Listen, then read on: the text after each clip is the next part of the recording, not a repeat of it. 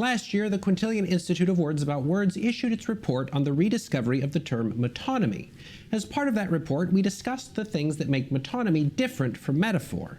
Well, the time has now come for us to discuss metaphor itself. At its most basic, metaphor involves a comparison between two dissimilar things in order to highlight a shared similarity, often in a surprising or illuminating way. You use metaphor to make a point that might otherwise go unnoticed. If you saw our report on metonymy, you'd remember that it works by leveraging relationships between words orbiting in the same universe of meaning. Metaphor, however, works by leveraging relationships between words orbiting in separate universes.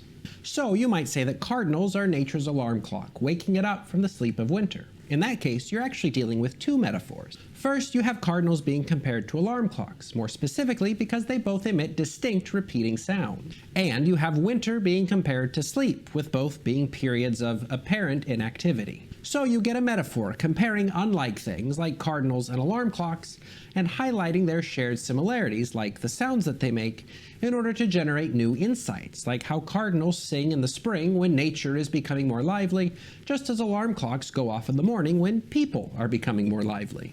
And while metaphor's most obvious application is in making poetic comparisons to generate new insights, there's more to consider when using metaphor. For one, not all metaphors work in the same way. The lively, poetic ones catch our attention and reframe our perspectives, but others work more quietly, working to frame our fundamental understanding of the world that we live in.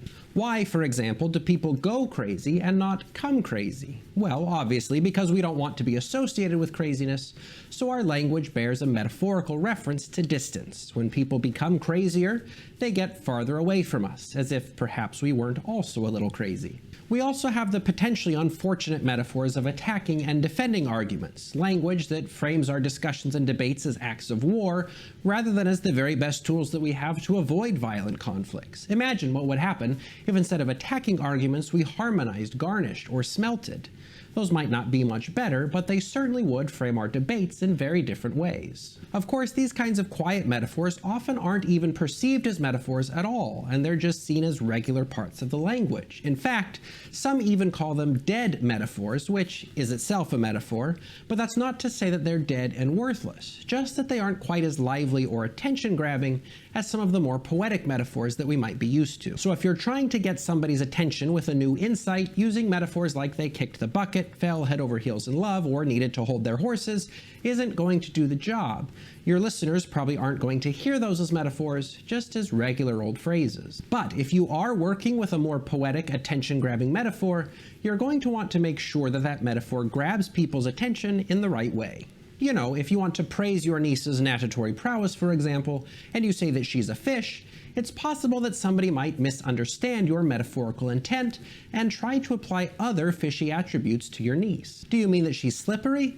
That she's easily fooled by shiny, spinning things? Or that she smells awful after a few days? Usually, when you use a metaphor, you're saying that two things are similar in a very specific way, not that they're similar in every way. So when you call your niece a fish, you're saying that she's good at swimming, not, of course, that she spends all day bumping into glass barriers. If you aren't careful with metaphor, you can inadvertently create opportunities for your readers to misunderstand the comparison that you're trying to make. So when you're using metaphor, just be mindful of the ways that you can guide your readers in the right direction. You could use clues in the larger context. If you talk about how your niece is a fish in a paragraph about how well she swims, there's a much higher chance that your readers will make the right comparison. You could also try to make a more specific metaphor. Rather than just say that your niece is a fish, you could say that her hands and feet are fins when she's in the water. Or you could build a more elaborated metaphor to suggest that your niece is a fish without saying it outright. For example, by saying that she darts sleek through the water, unbothered by the need for air, lateral lines charged with determination. Of course, that particular example gets a little goofy, but you get the idea. You can build a metaphor over time without having to say it outright. But there is one other vital tool that you can use if you're worried that a particular metaphor might overcommit you to a comparison that you don't want to make, and that's the simile.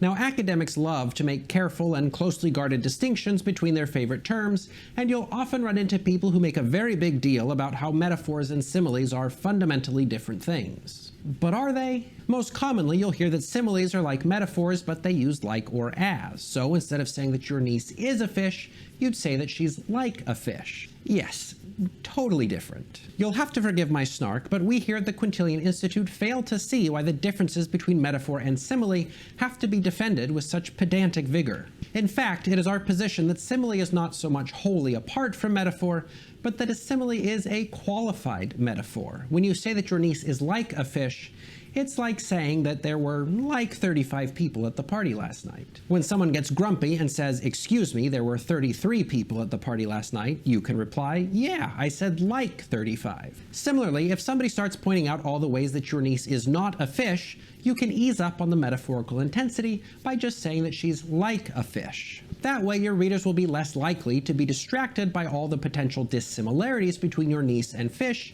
because you haven't asserted a total comparison, just a qualified likeness. So if you don't want to come on as strongly as you would with a metaphor, use a simile to evoke a comparison while also leaving you and your readers some wiggle room, because similes do essentially the same thing as metaphors, just a little less strongly. Well, our controversial assertion that all similes are metaphors aside, hopefully you can see just how useful metaphor can be in any project, not just the poetic. Metaphor gives you a chance to make new connections and to illuminate insights that keep your readers engaged and on their toes. And whether they're strong metaphors or qualified similes, we at the Quintillion Institute endorse them all. We sincerely hope that you'll make good use of them whatever you're writing, and we even invite you to deliver a few into the comments box below.